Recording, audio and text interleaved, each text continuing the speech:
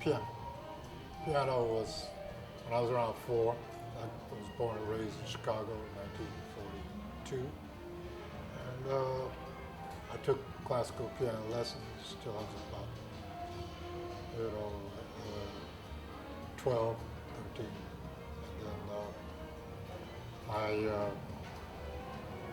this was when I was about 15. I got interested in jazz through my uncle, who was a jazz DJ, Roy Wood. And drums came a little later. I played drums in a high school concert band at CBS, Chicago. I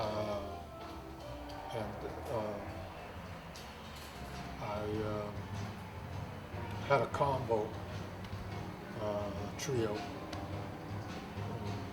with a bass, drums, and the drummer left his drums in my basement. And I sort of took it to the drums naturally and started playing with albums and going out and listening to drummers. And I would rehearse every day, 3-4 hours on each instrument. So I got the drums as well as I could play piano. Worked around Chicago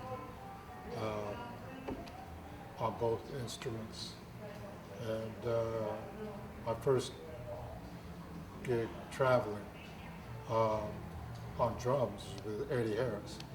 Replaced his drummer, Harold.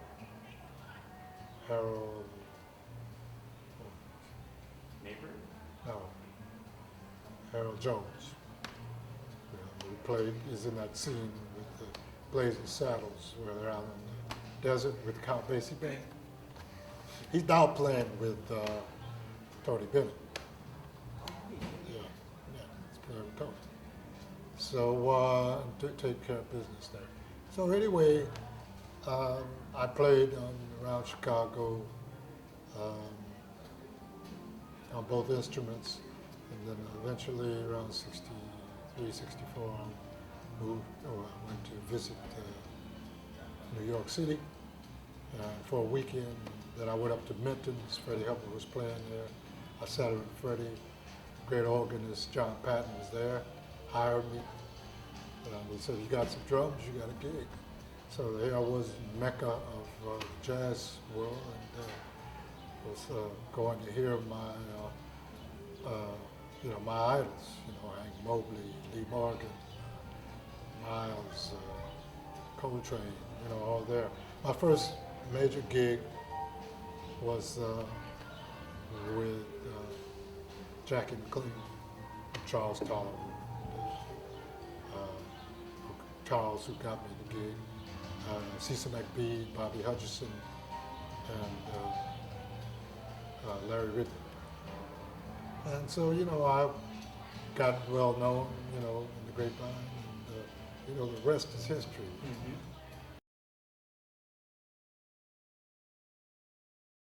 Mm-hmm. Roy Haynes, Max Roach, to name a few.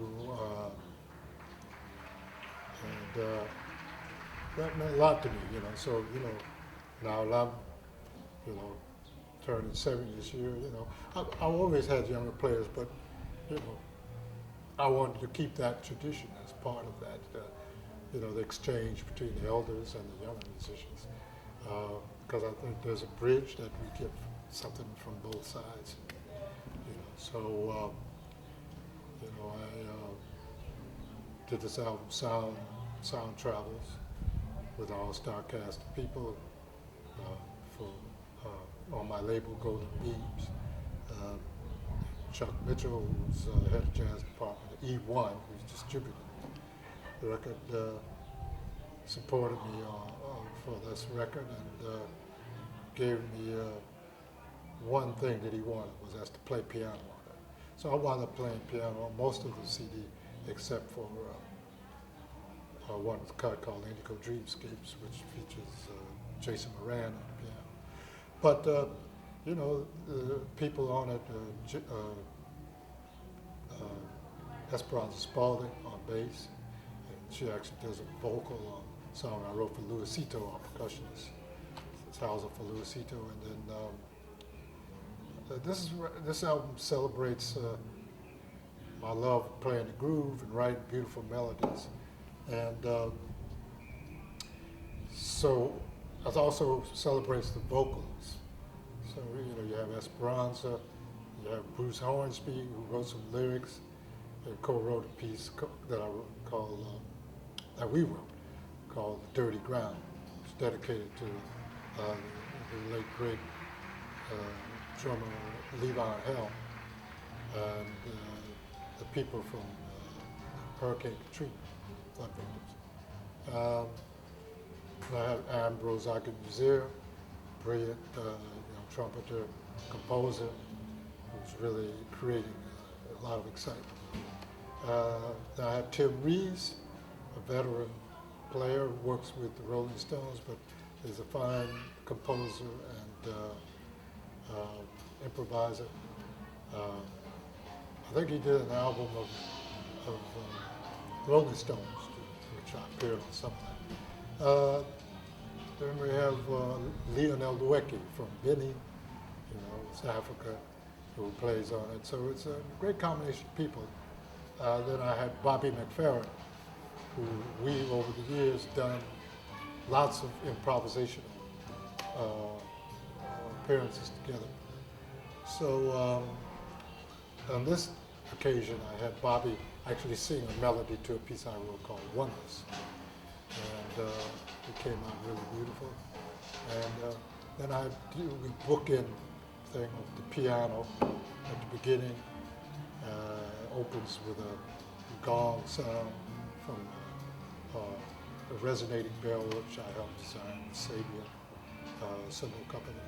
And at the end, I do a solo piano piece called Home, which is dedicated to the great South African pianist Abdullah Ibri.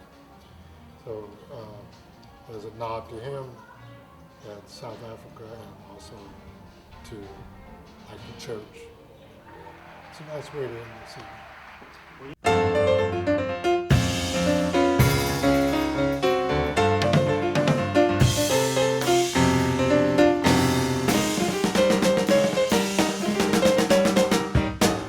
I'm Jack DeJohnette, and to see more videos, go to JazzTimes.com.